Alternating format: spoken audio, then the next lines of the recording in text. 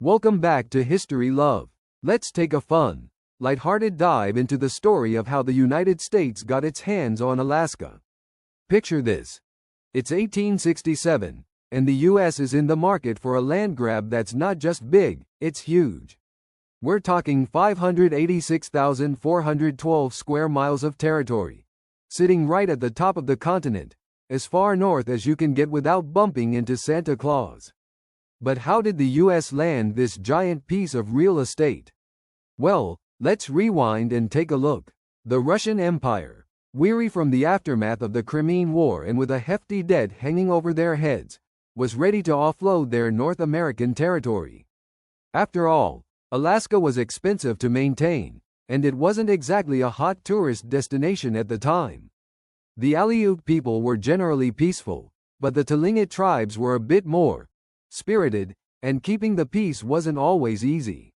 So Russia, looking toward expansion in Asia and dealing with the competition from the British Hudson's Bay Company, decided it might just be easier to sell the land to the Americans. Besides, the United States was already in the midst of manifest destiny fever, so it was pretty much inevitable anyway. Enter Baron Eduard de Stekel, the Russian minister to the U.S., who had one job: sell Alaska.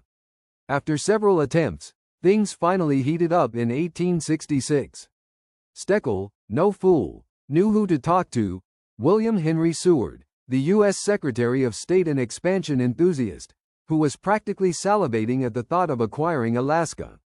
Seward and Stekel went into full diplomatic mode in early 1867, with Thurlow Weed, yes, his real name, acting as the go-between.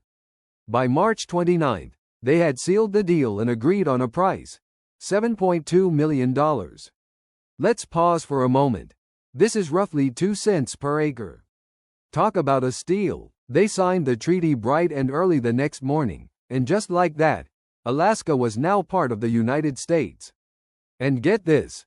According to some accounts, the creation of the dessert, baked Alaska, was inspired by the purchase.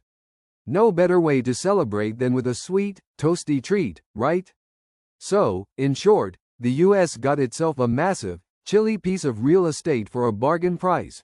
Russia got to pay off some debts, and everyone lived happily ever after, until they realized Alaska wasn't exactly a tropical vacation spot.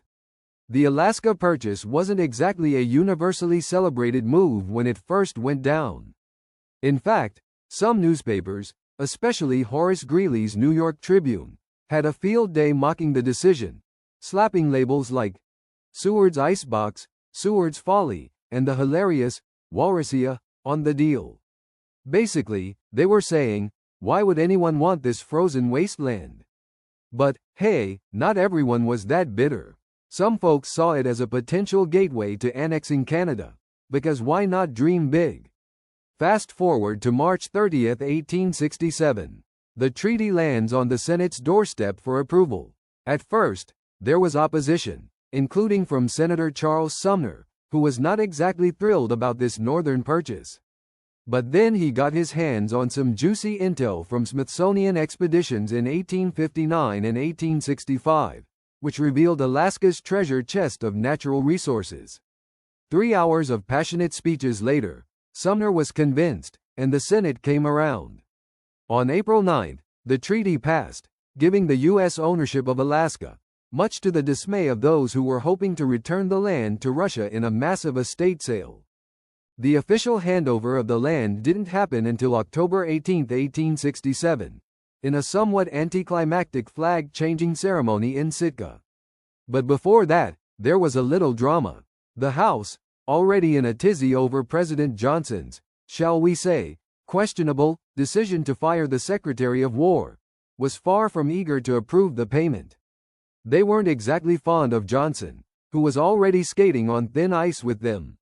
In fact, they tried to impeach him in 1868, but that didn't quite pan out. Eventually, the funds were secured on July 14, 1868, thanks to some well-timed lobbying and, let's be honest, some bribes from Baron Stekel. Politics, folks. Now, don't go thinking that Alaska was immediately part of the U.S. family. For a while, the U.S. Army was in charge of the territory, keeping it on ice until June 1877. Then, the Treasury Department took the reins for a bit, and various military authorities kept an eye on things. Meanwhile, the Russian settlers who had lived there, most of them weren't exactly planning to retire in Alaska. They returned to Russia after the sale. A few who stuck around had the option to become U.S. citizens, but many just packed up and left. It wasn't until May 1884 that Alaska got its first civil government after it officially became a district. Fast forward to January 3, 1959, and the 49th state of the U.S. was born. So, from Seward's Folly to statehood, Alaska had quite the journey. But hey, it turned out to be a pretty good investment in the long run, who knew?